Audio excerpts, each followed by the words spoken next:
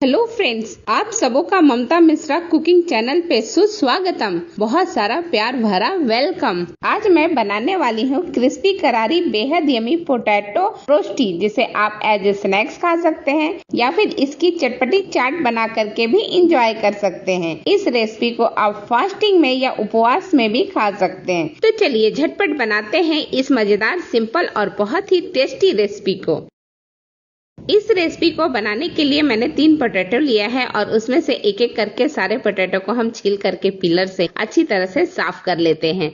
बिल्कुल इसके छिलके उतार लेते हैं। अब ये तीनों पोटैटो या आलू को हमने अच्छी तरह से छील लिया है। अब इसे ग्रेट करने की बारी है। तो इस तरह से मैं ग्रेटर ले रही हूँ। वैसे तो बाजार में बहुत तरह के ग्रेटर मिलते हैं जिससे बहुत इजीली लच्छे निकल जाते हैं, लेकिन सिंपल ग्रेटर से भी आप लच्छे अच्छी तरह से निकाल सकते हैं। बस इस तरह से तिरछा खड़ा कर लीजिए ग्रेटर को और फिर इसमें से इस तरह से आलू को स्टार्टिंग से लास्ट तक ले जाइएगा। देखिए एक बार में मेरे इतने सारे लच्छे निकल गए हैं आलू के।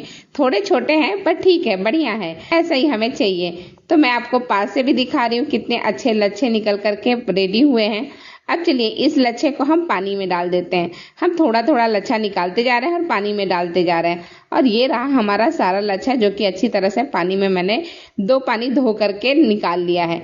अब इसके पानी को हम पूरा निकाल लेंगे और टॉवल पे सुखाएंगे। तो पहले एक टॉवल बिछा लेते हैं, साफ टॉवल, कॉटन का टॉवल बिछाया है, इसमें अच्छी तरह से ये निकाल सकूं।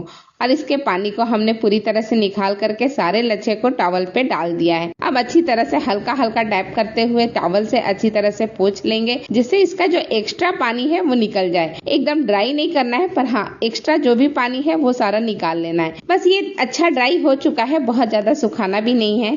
तो इसे एक बाउल में निकाल लेते हैं, उसी बाउल में जिसमें हम इसका डो या बैटर तैयार करके रेडी करेंगे। तो सारा आलू हमने थोड़ा थोड़ा करके इसमें डाल दिया है। अब सारे आलू हमने इसमें निकाल लिया है। तो उसके बाद हम इसमें कुछ स्पाइसी मसाले मिलाएंगे। तो पहले 2 हरी मिर्च को बारीक चॉप करके डाल दिया है, 1 इंच अदरक के टुकड़े को ग्रेट करके डाल दिया है, और ये है मूंगफली जिसे मैंने पीस करके रेडी किया, भुना है और भुनने के बाद पीस करके रेडी कर लिया है। तो 2 से 3 चम्मच के करीब इसे भी डाल दिया है। इससे रोस्टी बहुत ही क्रिस्पी लगेगा। अब चलिए इसमें हम डाल देते हैं कॉर्नफ्लोर को। तो उसे हम 2 चम्मच डाल रहे हैं और साथ ही हम चावल का आटा डालेंगे, वो हम 1 चम्मच डालेंगे। चावल के आटे से भी अच्छा क्रिस्प आता है।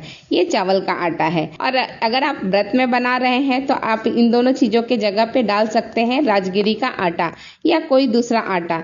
और थोड़ा सा आधा चम्मच हमने डाल दिया है काली मिर्च और थोड़ी सी 1/4 चम्मच डाल दिया है हल्दी को।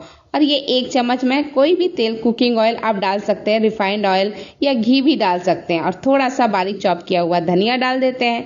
सारी चीजें धीरे धीरे हम इसमें डाल देते हैं और बाद में इसको मिक्स करेंगे।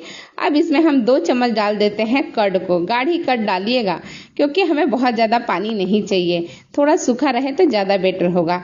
अब हम इसमें लास्ट में डालेंगे, बिल्कुल लास्ट में डालिएगा नमक को, और नमक आप अपने टेस्ट के अकॉर्डिंग ही डालिएगा। मैंने 1/4 चम्मच के करीब नमक डाला है। अब सारी चीजों को अच्छी तरह से मिक्स कर लीजिए और एकदम बढ़िया सा परफेक्ट बेटर या घोल या फिर आप कह लीजिए डो बन करके रेडी हो जाएगा।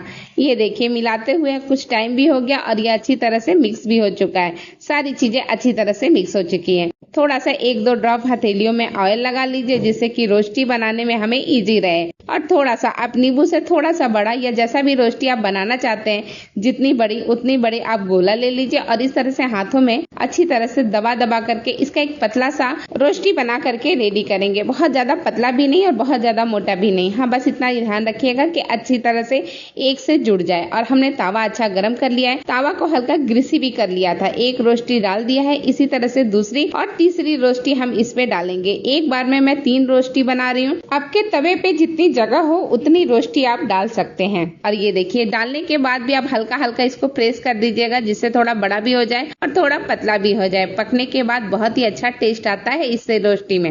और सबसे जरूरी बात, रोस्टी को आप स्लो आंच पर ही पकाइएगा। थोड़ा थोड़ा तेल हम ऊपर के साइड में डाल दे रहे हैं। हमें रोस्टी का एक साइड पकाते हुए 1 मिनट से ऊपर का टाइम हो चुका है।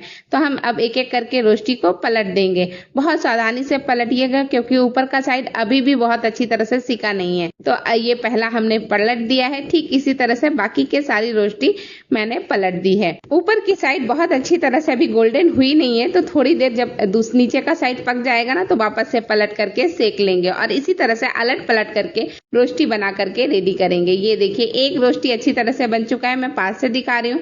ऐसे ही बाकी के सारी रोस्टी हम निकाल लेंगे और हम दूसरा बैच डालेंगे। दूसरे बैच में मैं थोड़ा सा अलग तरीका अपना रही हूँ। आप थोड़ा सा घोल ले लीजिए और उसे इसके ऊपर डाल करके रोस्टी के रूप में थोड़ा सा फैला लीजिए। और ये देखिए एक रोस्टी मैंने इस तरह से डाला, ये दूसरी रोस्टी है, घोल लिया और उसको इस तरह से हाथों से फैला दिया है। हल्का हल्का करके प्रेस कीजिएगा क्योंकि तले पे ज्यादा चिपकना भी नहीं चाहिए। और इस तरह से इस बैच में मैंने 4 रोस्टी डाला हुआ है। इसे भी अच्छी तरह से स्लो फ्लेम पे गोल्डन होने तक पका लेंगे। ये देखिए गोल्डन हो चुका है, अच्छा गोल्डन हो चुका है। तो एक एक करके रोस्टी हम निकाल लेंगे। पास से मैं दिखा रही हूँ, बहुत ही बढ़िया दोनों साइड सिका हुआ है और हम इसे स्लो फ्लेम पे पका रहे हैं तो अच्छी तरह से अंदर से भी सिका हुआ रहेगा। अब ये देखिए एक निकाल लिया, इसी तरह से बाकी सब निकाल लेते हैं और फिर चलते हैं सर्विंग के लिए।